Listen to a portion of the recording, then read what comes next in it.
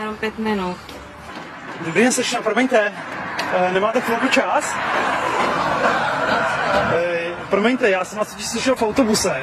Vy jste říkala, že scháníte práci, že? A něco vám nevyšlo. Je to tak? To vám hnedka řeknu. Protože shodou náhod můj kamarád vlastně jednu velkou realitní kancelář. Hledáme pracovní sílu do naší firmy. Jestli byste neměla zájem. Já takhle nepřijímám nabídky na ulici. Nepřijímáte na ulici? Počkejte chviličku, nechte mě aspoň domluvit. Jste hrozně rychlá. Pochopil jsem, vy studujete, je to tak? Jo? Promiňte, jako asi možná budu drzej, ale... To už jsem drzej teď. To už jsem drzej teď, jo? No, tekony se co řekl. Jo, jakože vám tady... Ale, ne. Hejte, já se vám pospíchám, tak vůbec to. Já bych vám dal 2000, kdybyste mi ukázali. 2000 v rychlosti. Pak jo.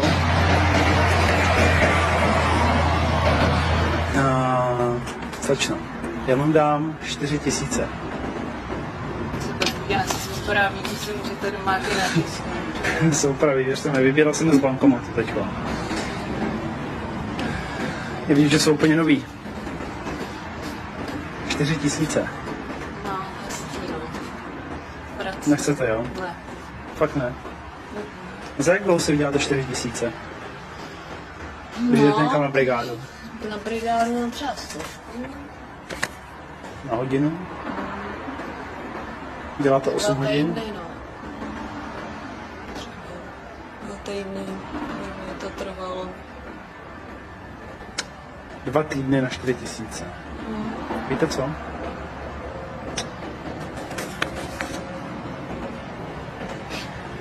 Já vám dám...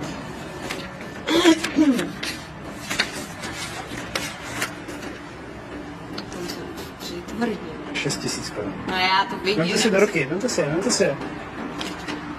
6000 korun. To si myslím, že je docela slušný, ne?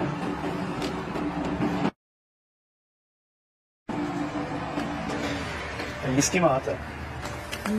Mám, no. Dohodu taky máme. No nemáme to sice na papíře. Pak můžete vzít, že ty peníze. Jsou vaše, peníze jsou vaše. Víte co? Dejte si do kabelky, máte jistotu.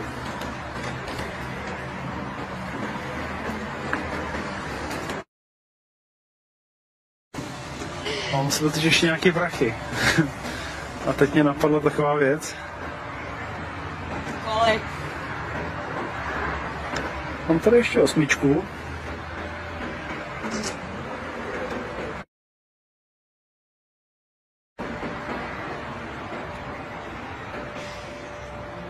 V rychlosti 5 minut.